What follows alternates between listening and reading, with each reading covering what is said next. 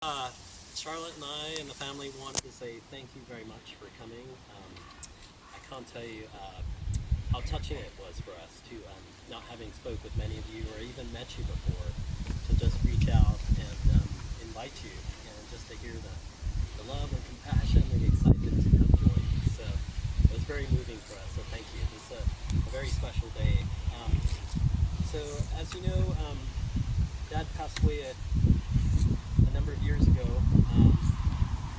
was born on 1st of July 1937, and he passed away on 21st of April 2020. And it was during a time that was very challenging. It was during COVID, and Charlotte was not able to fly out. But I was able to spend a good week and a half, 2 weeks with Dad, the last few days with him. And it was actually one of the best days I've ever had with him. Really got to know him more, got to get close. It was just a beautiful time. So all I will say is that in those final days, I saw a man who was strong and stubborn and just didn't want to give up and keep going.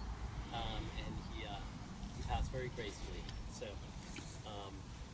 with that said, today is our day to celebrate Anthony Christopher Dann. You might know him as Tony, our father. We have buried some of his ashes in California at his house, but his final wish was for Charlotte and I to bury him here at the burial with his mother, Lillian, and Auntie Joe, Emily Snowbird. So this is kind of the final placement for him. So thank you again. Just have a few things. If you look at your order of service, what we're going to do today, just keep it very simple, but try to keep it fun and celebratory. So with that, I'm going to pass it over to Charlotte to read a eulogy. Our father was an enormously talented man who learned resilience and self-determination from an early age. Growing up with his younger brother, beloved single mother, and dear Auntie Deb, he was determined to excel academically and create a better life. He attended the prestigious school of Dean Close on a bursary, where he gained a full scholarship to Oxford. But instead of joining the university elite, he decided that the promise of travel at full pay national service could offer him was much more appealing. After this, he took up the coveted position of The Economist, where he met my aunt, who fondly remembers him as someone who liked to challenge the status quo. Within his first week, he was already telling his bosses on how to do their jobs properly. Needless to say, his position was cut short, but he quickly moved on to work for British American Tobacco, selling cigarettes in Rhodesia, India, and Venezuela.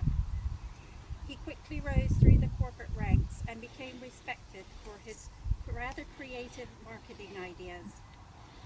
He was then headhunted for Palms to work in Central Latin America, where he became their general manager in Mexico. In spite of his success, his ambitions to become his own boss were evident. His determination and drive to try out new business ideas led him to start several ventures, from a t-shirt printing firm to investing in real estate. Though neither venture came to fruition, he persevered. He always taught us that to achieve success, one must get back onto the horse after getting thrown off. He decided to venture into California with the vision of introducing quality wines to middle-class Americans who he felt at the time were overlooked by the industry. Despite many early setbacks, from the closure of his first wine shop to an earthquake that nearly bankrupted his winery, he entered a little-known market for reduced alcohol wines. He became the sole U.S. distributor of an innovative technology that transformed how the wine industry created its wines. The company grew to be a success, and he expanded beyond the market borders of North America into Europe and South Africa. Our father had an incredibly sharp mind. He was a system thinker with a deep curiosity about the complex world around him. He was a self-taught man who read avidly and who often challenged existing laws. He even once threatened to sue the British government over their guidelines for marketing wines here in England. But Dad had many sides to him. He was an incredibly generous man with a sharp wit. He loved great wine, food, and interesting conversation. He religiously stayed in touch with his friends and family throughout his life, in spite of the distances and work pressures. He was also a keen sportsman who loved water skiing, tennis, and golf. However, his temperament and patience resulted in many broken tennis rackets and golf clubs thrown up into trees. He was also a man of pride who soldiered on through the pain of a failing heart, refusing to accept his doctor's advice, and instead of moderating his love of traveling, he decided on taking a cruise to the Antarctic and taking us on safari in South Africa. He also continued coming to see us here in England until he was forced to accept his fate.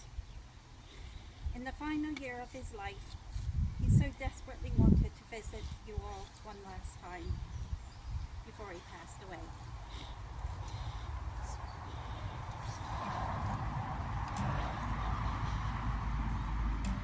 Don't like a lot of music, but one of them was Bob Dylan, so I'm just gonna sing a Blowin' in the Wind. I'll fumble my way through it.